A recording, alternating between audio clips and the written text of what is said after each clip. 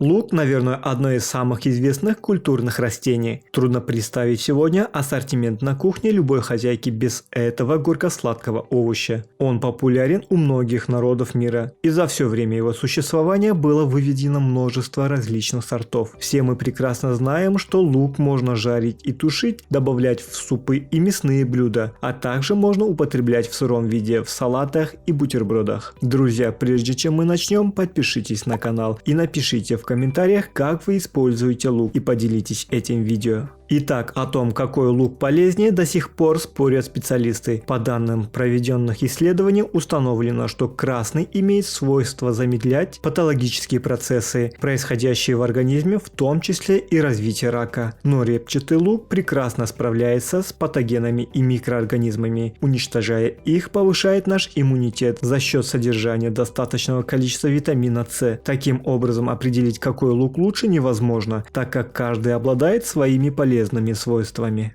Рецепты применения лука при заболеваниях. Лук с древних времен активно используется в народной медицине для лечения разных недугов. Благодаря своим полезным и лечебным качествам лук является хорошим витаминным средством, поэтому его рекомендуют употреблять в зимне-весенний период. Значительное количество минеральных солей, входящие в состав лука, способствуют нормализовать водно-солевой баланс в организме, а своеобразный запах и вкус стимулируют аппетит. Репчатый лук лечит бессонницу, помогает при хронической усталости, нервном истощении, психоэмоциональном перенапряжении и стрессах. Он согревает организм, увеличивает жизненную силу, активизирует обмен веществ, повышает либидо и усиливает потенцию при гриппе и простудных заболеваниях. Благодаря составу насыщенными витаминами, железом, органическими кислотами, минералами и эфирными маслами, лук действительно может быть полезен для профилактики и помощи в лечении вирусных и простудных заболеваний. За счет наличия в составе фитоцидов, иммуностимуляторов и эфирных масел в организме создается среда, неподходящая для развития вирусов, а витамин С защищает слизистые оболочки. Лук не может выступать в качестве самостоятельного лекарства, но он поддерживает иммунитет и помогает организму бороться с вирусами. Способы применения лука разнообразные. Его употребляют в пищу, делают ингаляции и раскладывают нарезанными дольками по комнате. Противодиабетические свойства. При высоком уровне сахара в крови лук полезно употреблять в любом виде, включая вареный, запеченный, жареный. Продукт имеет низкий гликемический индекс, поэтому диабетикам можно включать его в свою диету без ограничений. Этот овощ способствует выработке естественного инсулина и снижает концентрацию глюкозы в крови. Но при включении лука в рацион людям с диабетом надо соблюдать дозировку, рекомендованную врачом, и учитывать противопоказания к его употреблению.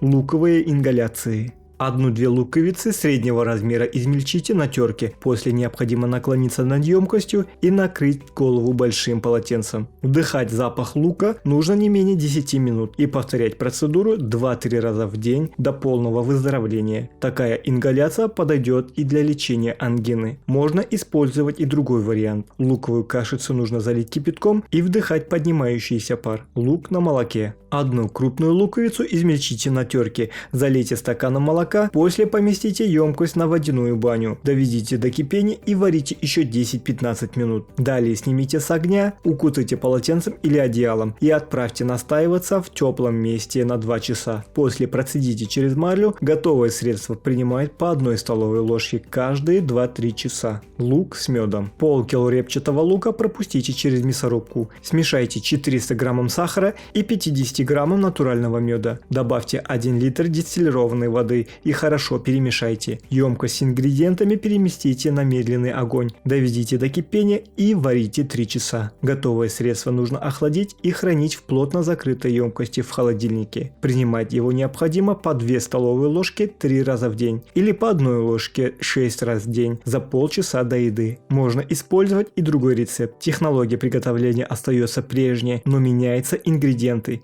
Необходимо подготовить 150 граммов измельченного лука, 1 столовую ложку меда и стакан сахара. Залить пол-литром водки и хорошо перемешать. Далее, как и в предыдущем рецепте, варить на медленном огне 3 часа, после охладить. Это средство принимают по 2 столовые ложки трижды в день за полчаса до еды при ангине. Кроме луковой ингаляции, при ангине рекомендуется применять свежевыжатый сок. Можно использовать чистый или делать смесь с жидким медом. Пропорции 1 к 1. Средство с медом необходимо рассасывать 1 чайную ложку, а не глотать сразу. Принимать 3-4 раза в день за полчаса до еды. Настой луковой шелухи. 3 столовые ложки измельченной луковой шелухи залейте стаканом кипятка. Емкость укутайте одеялом и полотенцем. Можно использовать термос. И настаивайте 20-25 минут. После процедите и отожмите настой. Готовым средством следует полоскать горло несколько раз в день. При этом его нужно разбавлять теплой кипяченой водой. Важно знать, что средство подходит только для наружного применения. Пить его нельзя. При радикулите и остеохондрозе. Снять боль можно с помощью смеси из измельченного репчатого лука и черной редьки в пропорциях 1 к 1. Средство лучше использовать вечером перед сном. Кашицу следует распределить равномерно на лоскут ткани. Приложите смесь к больному месту и хорошо укутайте шерстяным платком. Держать компресс до момента, пока не появится чувство сильного жжения. При этих заболеваниях также рекомендуется пить свежий сок репчатого лука в сочетании с медом в пропорциях 1 к 1. Употреблять нужно его курсами. На протяжении месяца пить по 1 столовой ложке 3 раза в день за полчаса до еды. После сделать недельный перерыв и повторить курс. Спиртовая настойка. Измельчите лук и наполните наполовину бутылки полученной кашицы. Добавьте качественную водку, после закройте емкость. Средство необходимо настаивать в темном теплом месте 10-12 дней, после процедить через марлю. Готовую настойку нужно принимать по 1-2 столовые ложки дважды в день за полчаса до еды. От герпеса. При первых появлениях пузырьков необходимо смазывать пораженный участок кожи свежим соком репчатого лука. Повторять несколько раз в день. Одновременно нужно принимать луковый сок внутрь 2-3 столовые ложки 3 раза в день. Через час после еды. Курс лечения неделя. Употреблять луковый сок по такой же схеме можно в целях профилактики от герпеса. Вред и противопоказания. При всех положительных свойствах этого ценного представителя овощных культур приносит пользу далеко не всем. Некоторые особенности действия на организм отдельным людям могут принести больше вреда, чем пользы. Например, лук репчатый в сыром виде противопоказан людям с такими заболеваниями, как гастрит и язвенная болезнь,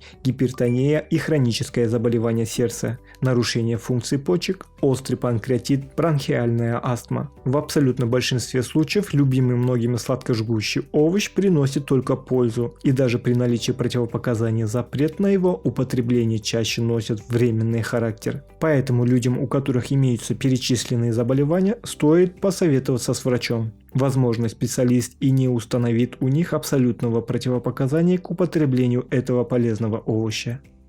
Берегите себя и будьте здоровы!